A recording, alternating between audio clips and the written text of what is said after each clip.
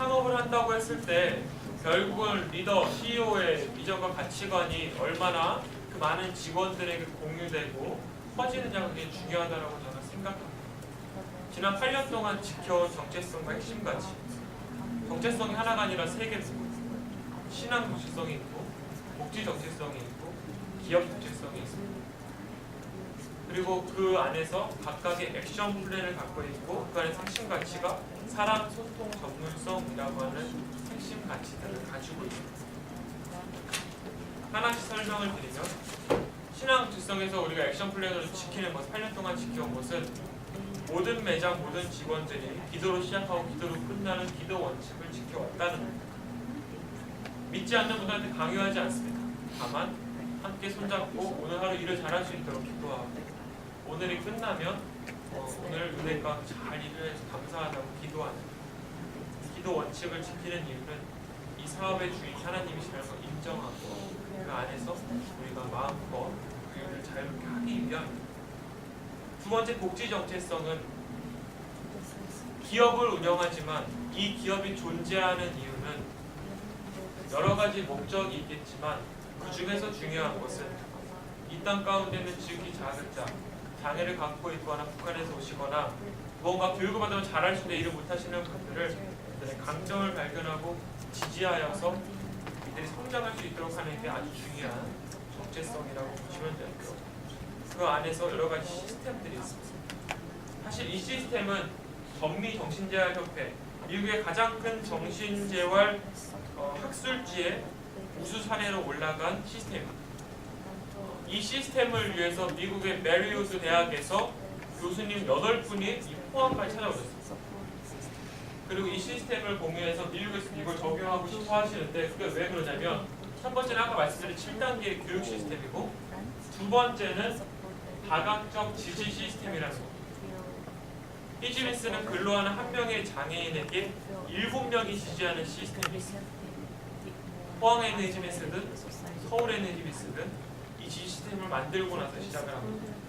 그 지역사회에 있는 정신과 의사와 사회복지사와 목사님과 대학생 자원봉사자와 그리고 매장의 전장 매니저와 그리고 실제로 그 지역사회 법인의 상사들이 직접 연결되어져서 같이 밥 먹는 짝꿍부터 또 같이 상담하는 담당자까지 매일 일을 하면 어려움이 있을 때마다 7명 중에 각자 역할 가운데 이들을 상담하고 사례 관리하고, 실제로 일을 그만둘 수밖에 없는 상황이 갔을지라도 그것을 이 7명 중에 한 명이 가서 교육하거나 상담해서 해결함으로 해서 직업을 유지할 수 있도록 하는 시스템입니다.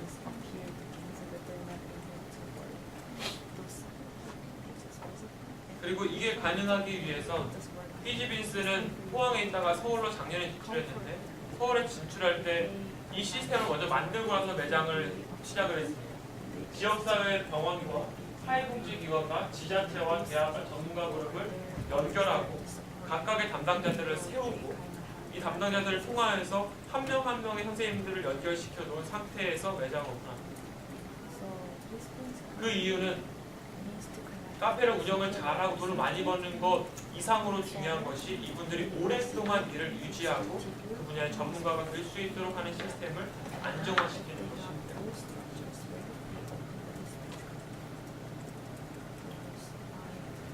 이러한 시스템을 가지고 지금은 전 세계의 장애인들이 있는 곳으로 이 시스템을 심기 위하여 확장 중에 있습니다.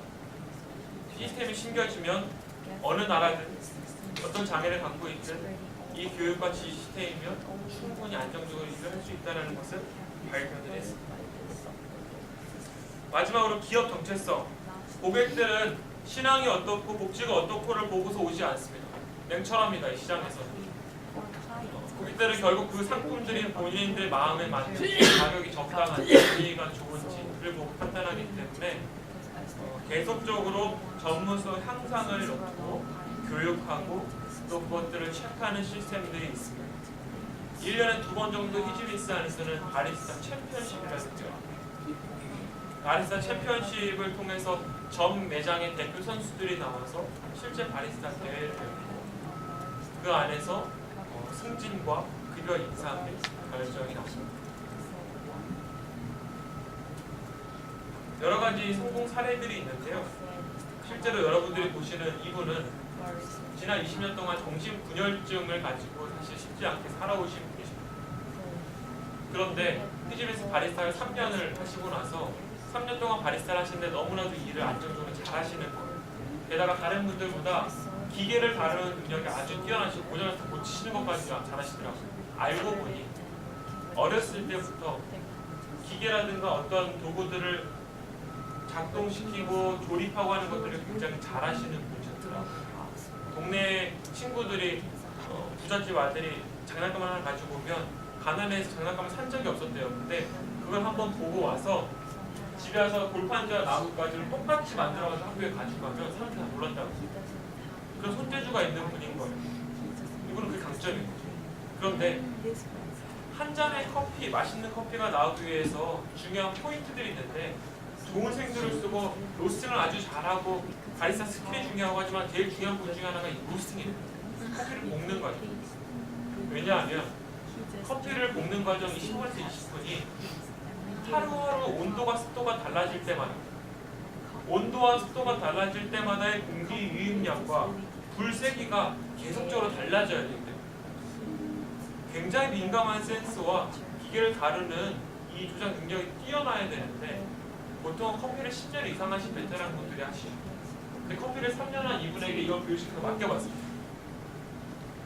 근데 하신 지 2년도 안 돼서 이분이 로스팅하고 있는 원두를 한국 커피학회 회장님께서 컨설팅을 하면서 테스팅을 했습니다. 어떤 결과가 나왔냐면 최근 6개월 동안 먹었던 커피들 평가했던 맛 점수 중에서 최고 점수가 나왔어요. 어떻게 로스팅했냐는 거죠. 이분만의 그 강점을 가지고 아주 섬세하게 하나하나의 그 온도와 습도에 맞춰서 해냈기 때문에 어디서 나오지 못한 커피 맛이 나왔던 것입니다. 여러분들은 지금 그 커피를 쉽게 드실 수 있나요? 서울에 계신 분들은 드시고 싶어도 쉽게 먹을 수가 없어요. 포항까지 오시는 분들이 꽤 많습니다. 버블에서 히지비스를 보기 위해서. 게다가 히지비스의 커피 전문성을 키우기 위해서 어젯밤에도 제가 전 매니저들을 20명을 다 불러놓고 교육을 했습니다. 저는 개인적으로는 유럽 바리스타 프로페셔널 전문가 과정이 있습니다. 전문가 자격증이 있습니다. 세계 바리스타 챔피언십도 나갈 수 있습니다. 근데 이러한 전문성은 웬만한 스타벅스에서도 가지고 있지는 않습니다. 일반적으로 이런 바리스타 매니저들, 히지비스의 매니저들은 그 정도의 교육을 받고 어떤 원두가 오든 간에 그걸로 최적의 맛을 만들어낼 수 있는 교육들을 다 받고 있고 고객들한테 최고의 맛을 주기 위해서 계속적으로 노력하고 있습니다. 그리고 선생님들도 마찬가지입니다. 자, 제가 아까 말씀드린 부분입니다. 저는 이 수업명이 참 마음에 드는 이유는 현대 사회 문제와 창업이라고 했을 때 요즘엔 창업을 생각하고 창업에 도전하는 사람들이 많은데 사회 문제를 보지 않고 창업에 들어오는 사람들이 굉장히 많습니다.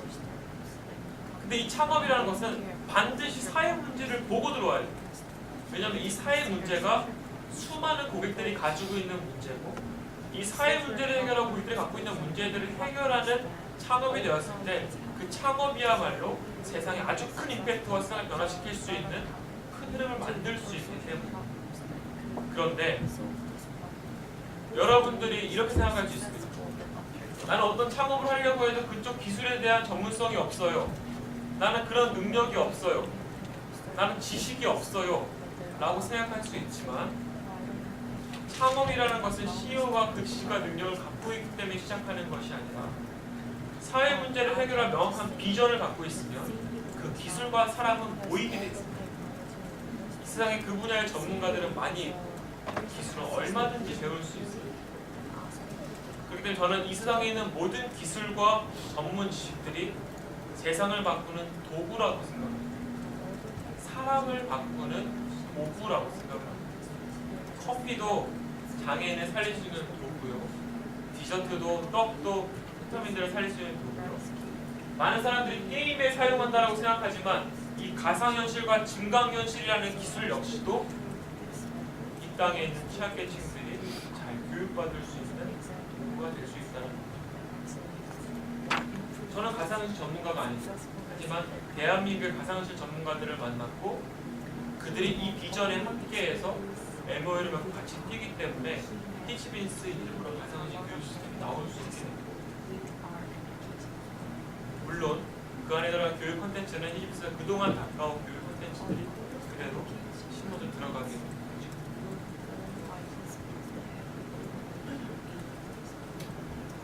네, 저희 선생님들이고요. 저희 직원들입니다. 첫 번째 보이시는 그 히치빈스 바리스타 1기 선생님이신데 지금 히치빈스 바리스타는 17기까지 있습니다. 그럼 2기부터 17기는 이 1기 선생님을 뭐라고 부를까요? 조상님? 조상님 좋습니까? 그렇게 왜냐하면 장애를 갖고 있는 당사자들로서 일을 1, 2년 버티는 게 얼마나 힘든지를 다 알거든요. 근데 지난 8년 동안 일을 지켜왔어요. 이미 가지고 있는 증상들은 거의 다 완화가 돼서 담당 정신과 의사 선생님이 의학적으로 설명되지 않을 만큼 치료의 상황에 들어왔다고 이야기합니다. 하루에 30알 정신과 약을 먹던 것을 지금 2~3알로 줄일 수 있게 됐습니다.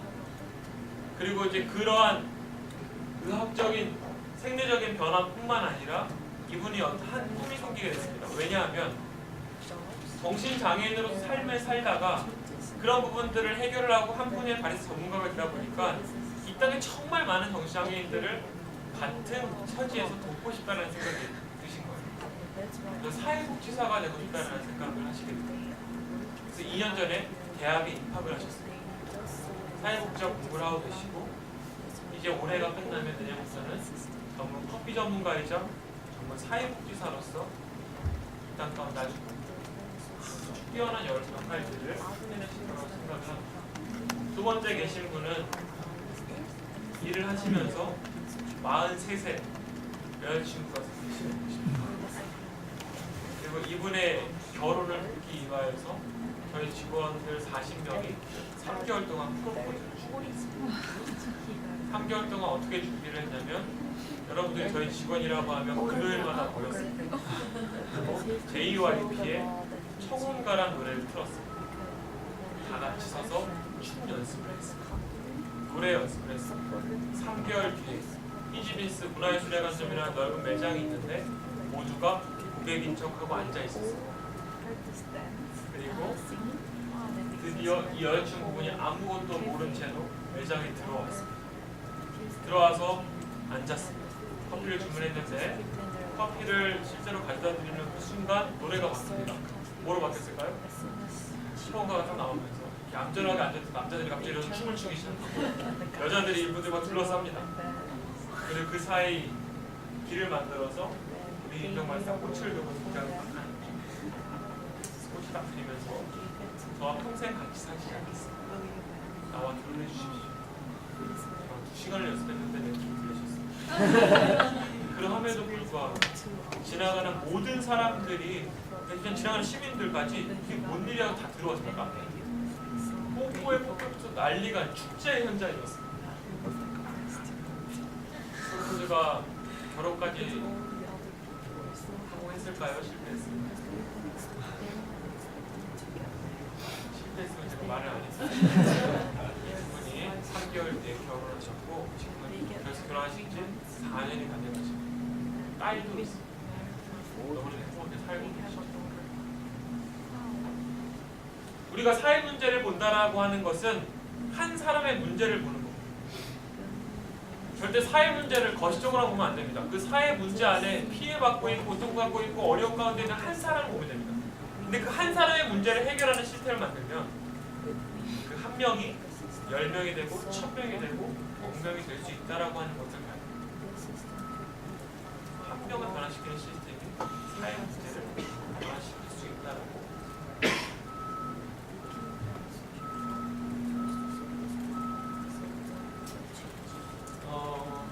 제가 이렇게 쭉 이야기했지만 그러함에도 불구하고 2년 전에 저희 회사에 참 큰 어려움이 있었어요. 회사에 문을 닫아야 될 정도로 경제적인 어려움이 있었어요.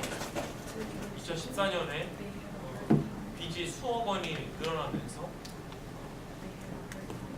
급여를 줄 수 없는 상황과 대출의 한계까지 오게 됐습니다.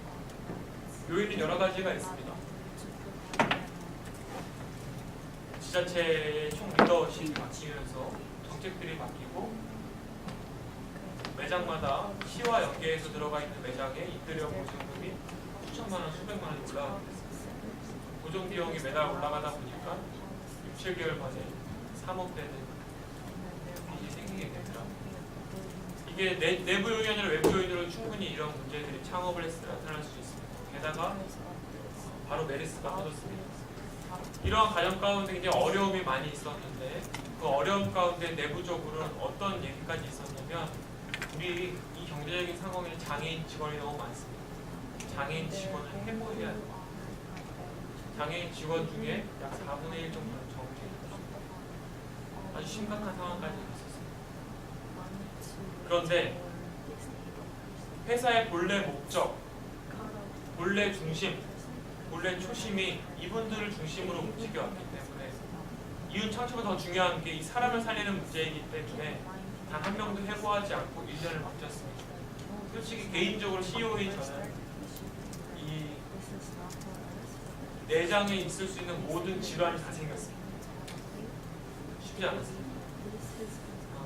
그런데 그럼에도 불구하고 선생님들 한 분 한 분을 붙들고 그걸 버텨왔을 때 1년 뒤에 대한민국의 한 가지 통계가 언론에 공개가 됩니다. 그게 뭐냐면 장애인 직업 유지율이라고 하는 통계가 나왔습니다. 장애인 취업률보다 더 중요한 통계는 장애인 직업 유지율입니다.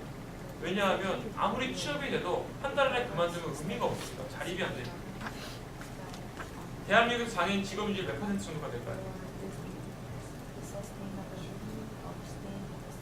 18.3%. 대한민국 한 명의 장애인들이 일을 시작했을 때 일을 지속하는 비율이 100명 중에 18명 일을 지속하고 있다는 겁니다. 그러면 선진국 OECD 국가는 몇 퍼센트가 될까요? 50%가 나왔습니다. 이 통계가 나오면서 히지빈스 통계가 같이 나왔습니다. 몇 퍼센트가 나왔을까요? 95%가 나왔습니다. 세계적으로 가장 높은 수치가 나왔기 때문에 미국의 정신장애 전문가들이 또 한 번 찾아옵니다. 그리고 이 사례가 미국의 학술지에 올라가고 실제로 작년 11월 45개국이 모인 세계 정신재활 대회에서 히지빈스가 우수 사례로 발표했습니다. 실제로 저희 안에 바리사 선생님이 직접 영어로 10분 동안 한 달 내내 리스트를 끼고 살았습니다. 출퇴근할 때부터 해서 실제로 그걸 성공했습니다. 이 일들이 이제는 지난달에도 캐나다에서 왔다 가고 지난주에는 중국에서 왔다 가고 왜요? 전 세계 어디도 장애인들이 살고 전 세계 모든 지역도 어디든 장애인들의 일자리 문제가 가장 심각한 사회입니다. 그래서 히지빈스는 그동안 가지고 있던 그런 어떤 말 그대로 하나님께서 주신 노하우들과 시스템들을 가지고 전 세계로 나아가서 장애가 있는 곳이라면 그들을 교육하고 일자리를 주고 전문가로 양성하는 일을 계속적으로 할 것입니다. 그 일들을 시작하는 데 있어서 항상 큰 힘이 되어주는 우리 한동희 귀한 우리 고객님 다시 한번 감사의 말씀을 드리면서 일단은 간단한 강의를 여기서 마치도록 하겠습니다. 감사합니다.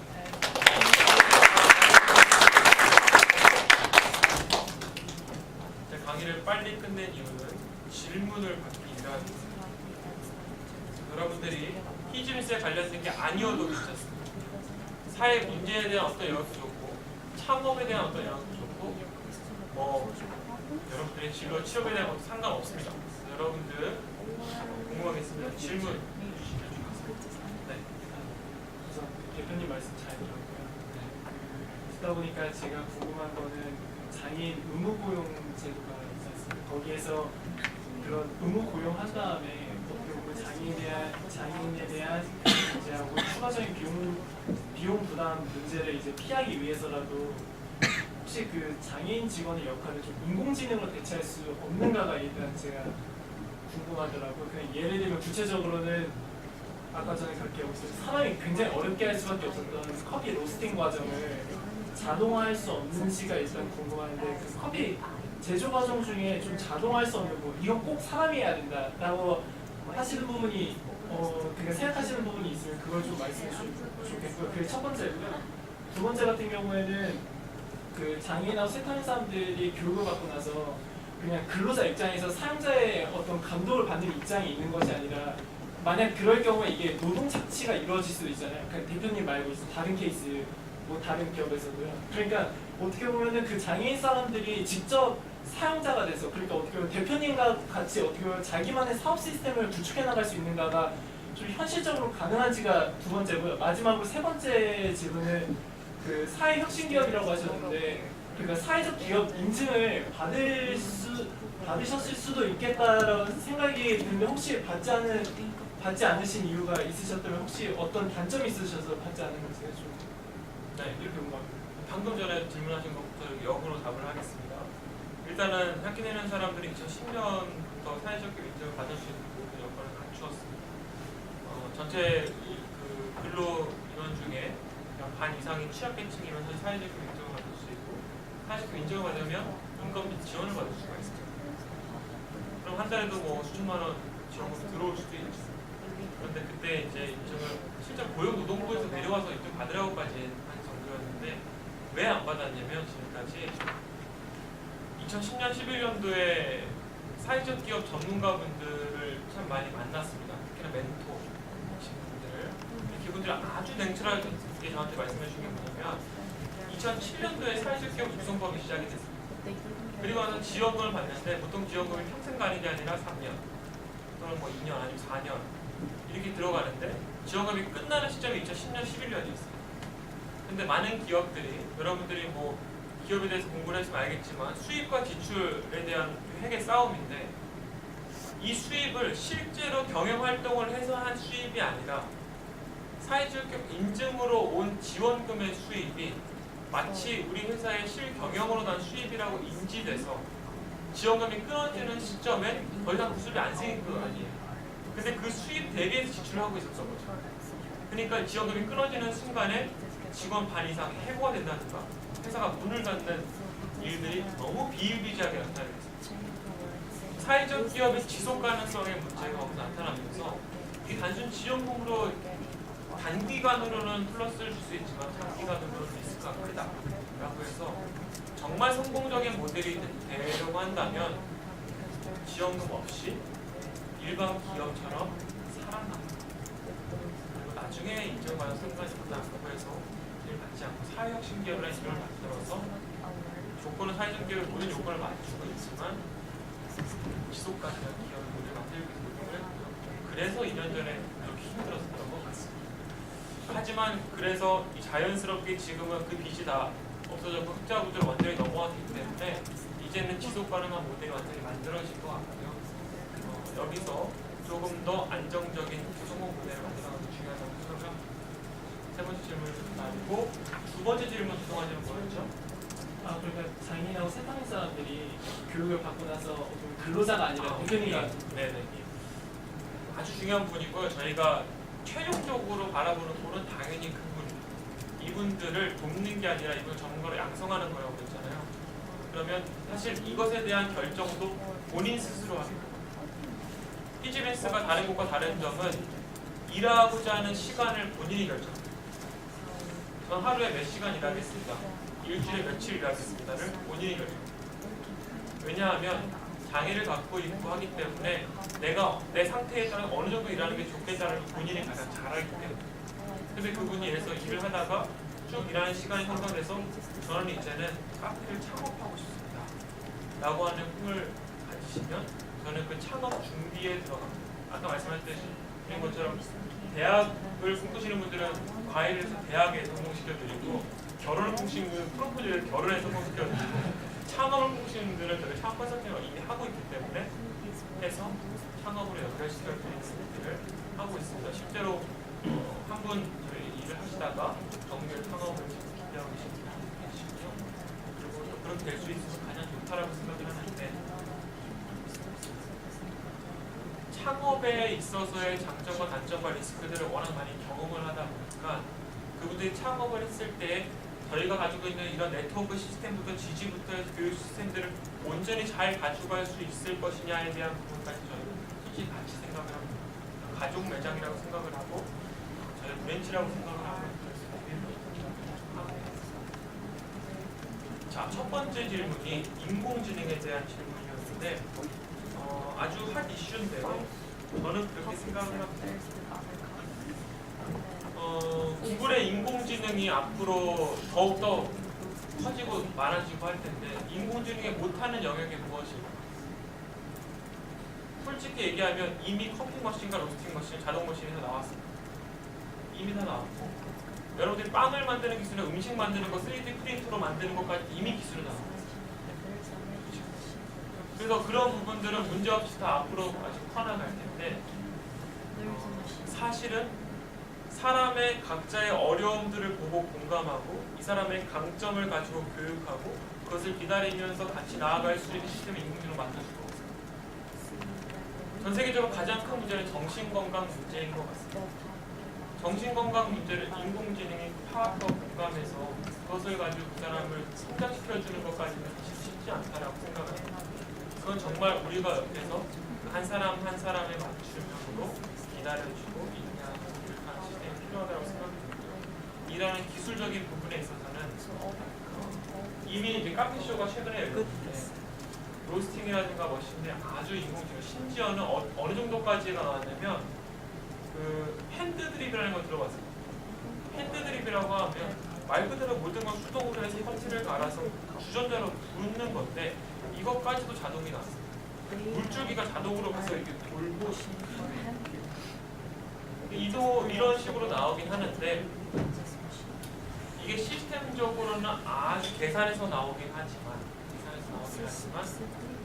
커피라는 게 1분 1초 이 하나하나 하면서 중간중간에 맛을 보고 중간중간에 색변화를 보고 하는 너무나 디테일한 과정들이 사실 많이 있어서 실제로 바리스타들이 아주 인공지능으로 만든 로스팅으로 해보고 실제 사람의 손으로 하지만 아직까지 사람의 손을 따라오지는 못해서 왜냐하면 1분 1초의 실시간을 다루는 것까지는 아직까지는 그 상황을 모든 걸 조절해서 보기는 쉽지 않을 것 같습니다.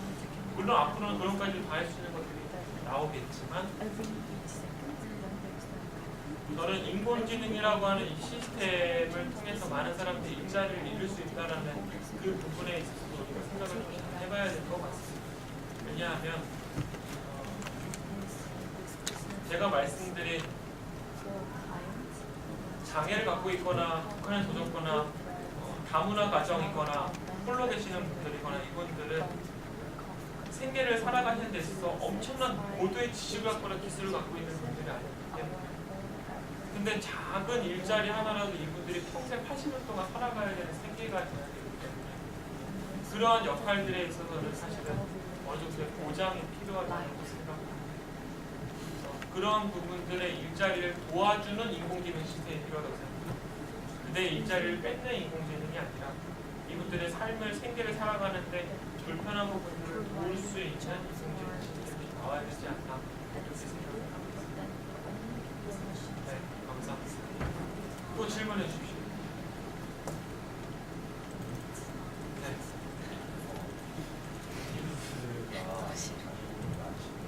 장애 정도가 정도에 어느 정도가 일할 수 있는 것을 판단하는지 제가 자활기업 제가 생각한 주제 중에서 의혹에 대한 일하시는 분들이 또 금방 없어지거나 아니면 금방 식어버리는 경우가 많은데 이에 대한 교육에서의 모티베이션 프로그램이 존재한다면 어떻게 의견이